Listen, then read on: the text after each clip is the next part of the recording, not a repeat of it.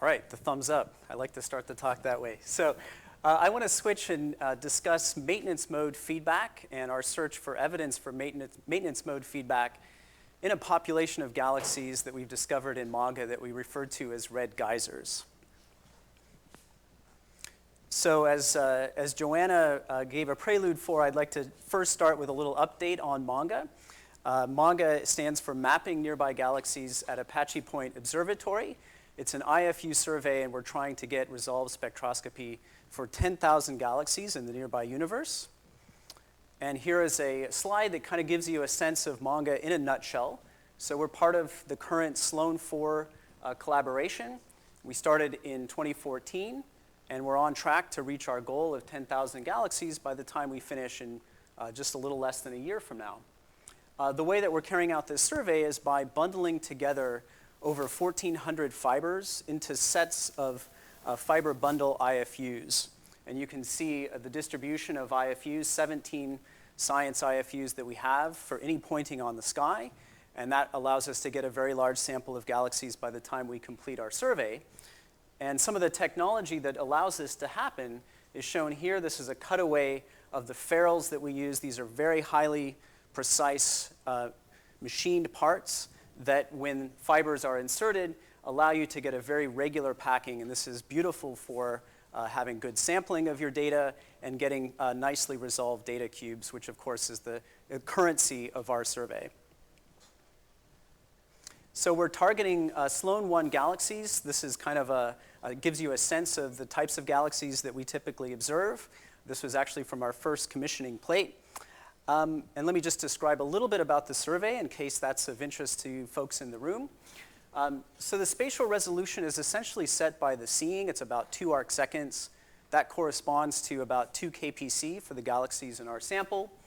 The spectral resolution is 60 kilometers per second in sigma. It's about R of 2000. The wavelength range is quite broad. So we go from 3,600 angstroms all the way out to a micron.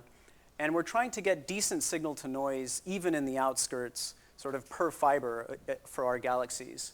So we do that with about 3-hour integrations and reach signal to noise of, say, 5 per angstrom in the outskirts.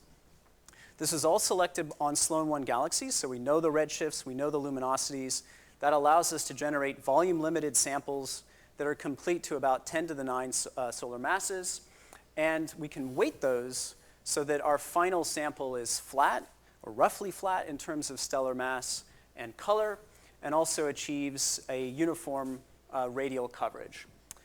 More information, more details are summarized in these 2 papers, and we have lots of technical papers that you can find that describe details about the survey.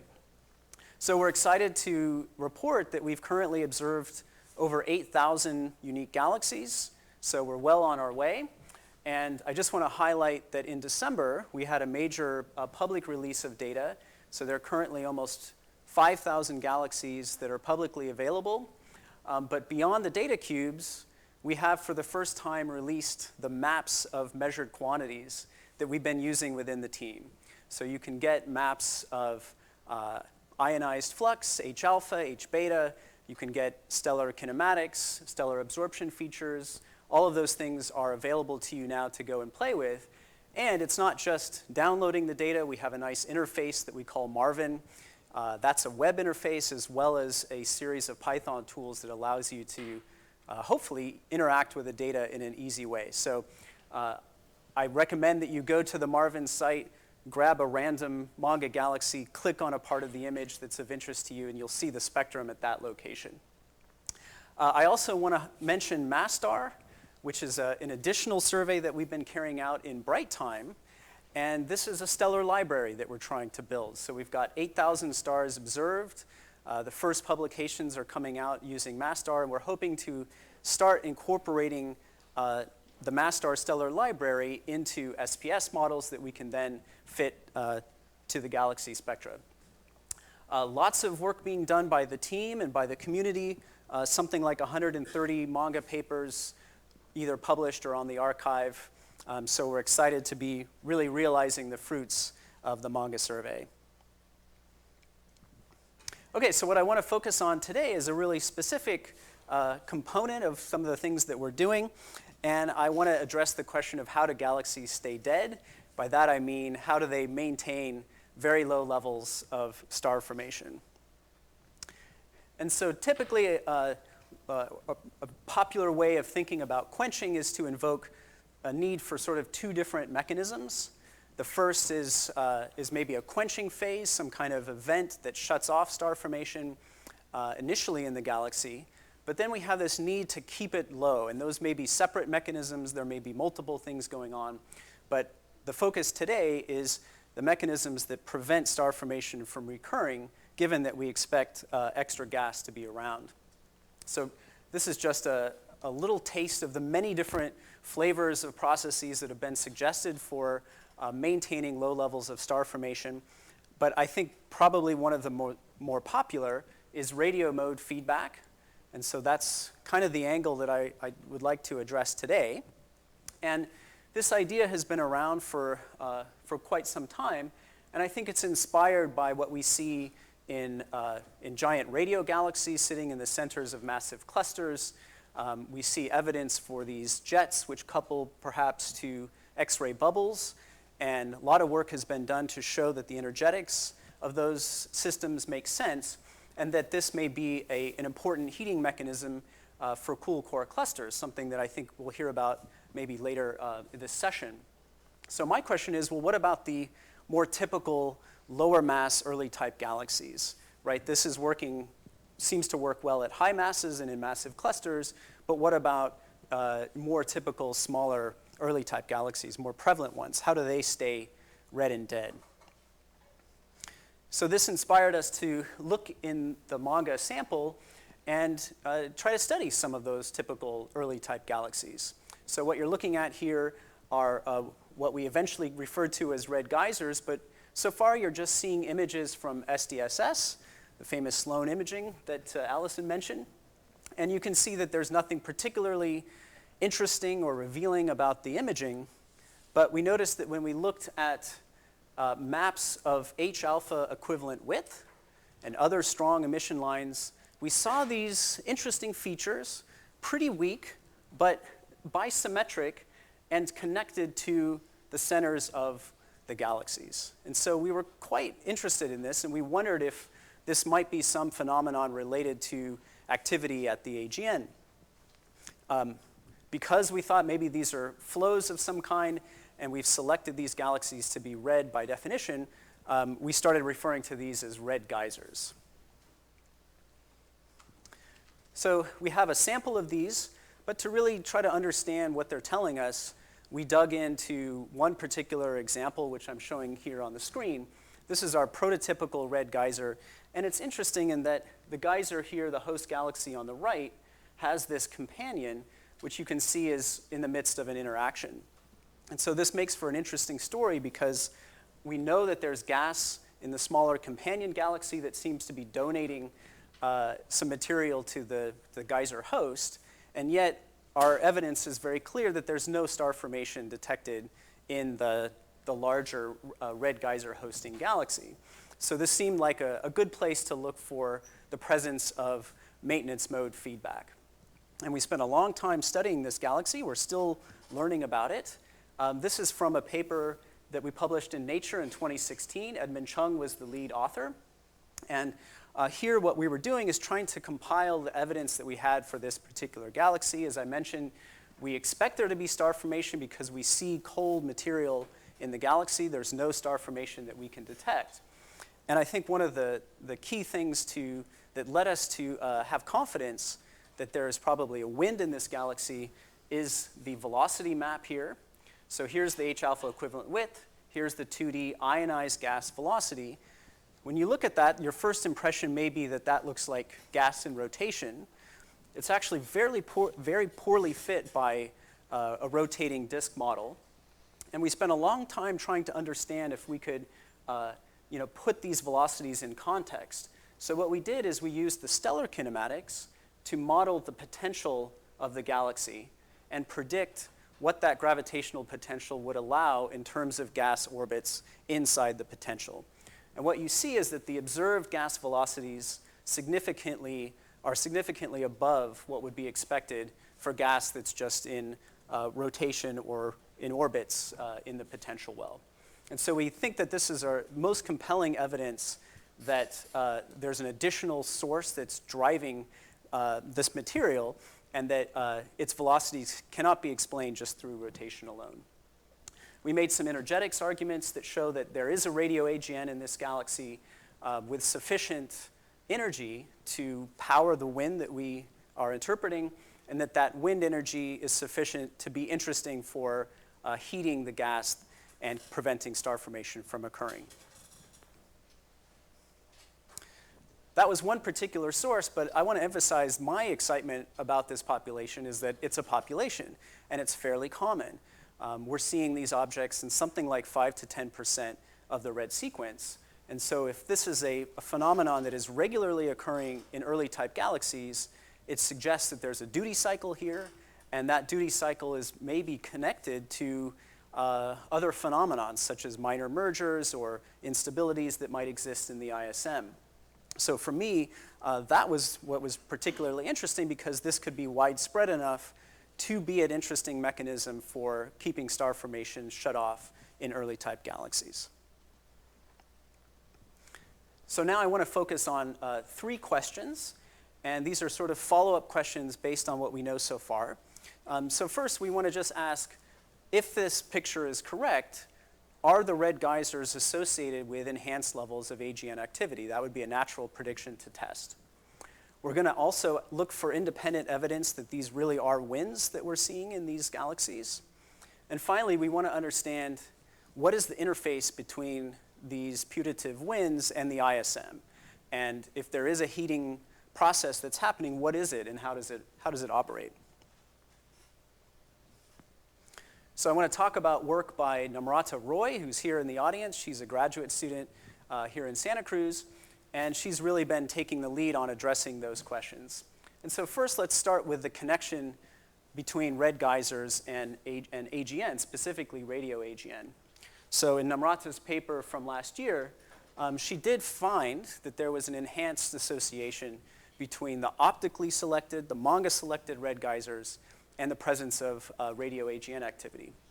So first of all, she found that if you look at the first radio data, which is a pretty shallow all-sky radio survey that overlaps with SDSS, you find that the red geysers have a 3 times higher detection rate than a control sample. So you're already seeing more detections of radio AGN. But we wanted to know what was happening just below the detection threshold of the first data. So Namrata stacked the radio data for the red geyser sample, 4 control samples, and she found that the red geysers stand out and seem to have more associated radio AGN flux. So that is at least establishing this connection between the presence of AGN at a completely different frequency and the presence of these features that we're identifying in the optical IFU data. Let's move on to the question of whether these are really winds that we're looking at. When we first were studying the original galaxy, we developed a fairly simple toy model to try to understand the kinematics and whether this was a wind. So you're looking at that simple model rotating there, and the idea is that we're seeing it along the line of sight. It's projected at a certain angle. We tried to roughly constrain the opening angle of that wind, and we were able to predict the 2D gas kinematics, which you see qualitatively looks similar to what we're seeing in the MaNGA data. So, okay, we would now like to test that further, and what we decided to do is to get higher resolution data, both higher spatial resolution as well as higher spectral resolution. And we went to Keck, and we used an instrument called ESI. I don't think KCWI was fully online at the time. And we put a long slit and tried to angle it along what we think is the wind cone axis in this galaxy. So the advantage to the Keck data is higher spectral resolution, R of about 8,000, compared to MaNGA, which has a spectral resolution of about 2,000. And we had to observe it for quite some time, a couple of hours integration, just to get relevant signal to noise. So what are we looking for? Well, this is really just a geometry effect and a projection effect. So if our wind is pointed at us, we would just expect symmetric line profiles, symmetric velocity distributions. In fact, what we think is happening is that there's an angle to the way that the wind is oriented compared to the observer.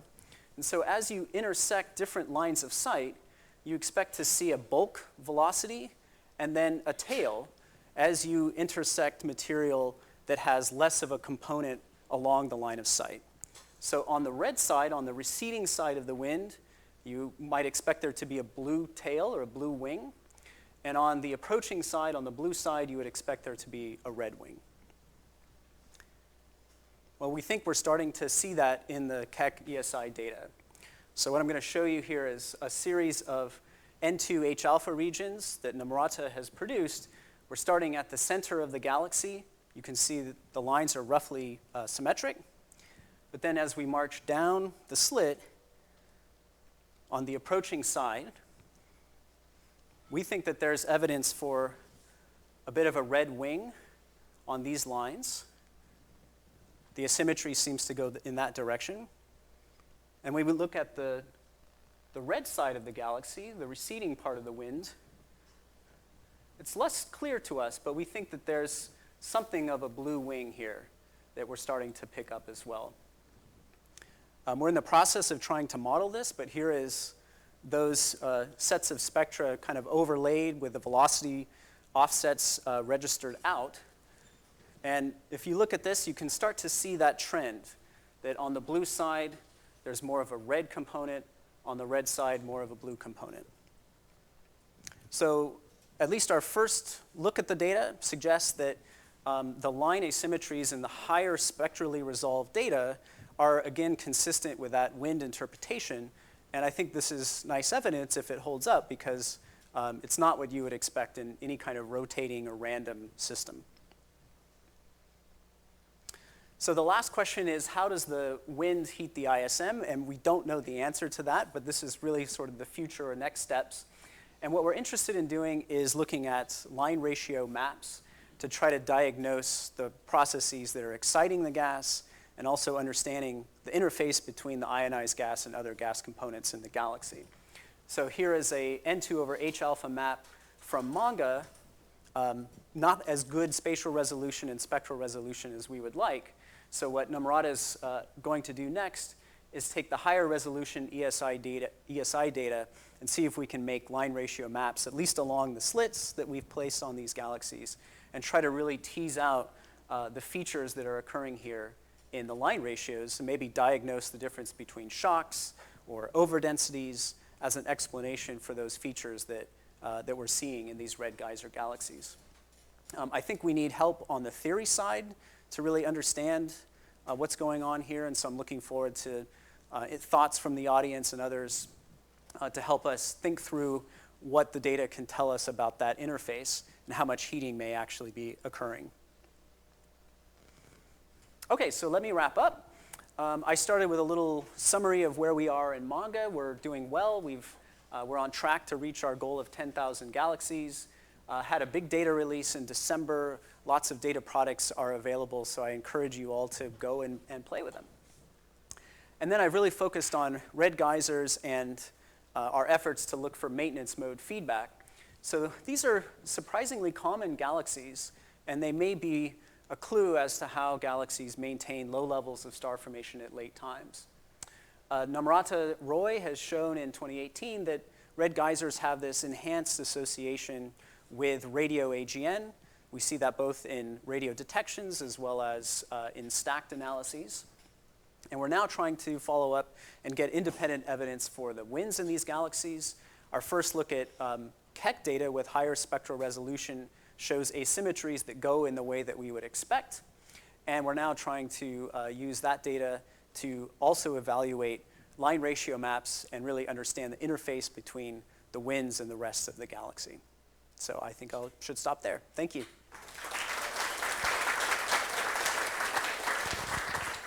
I'd like to hear your questions. Back there. So presumably to drive the EGN activity here, you need to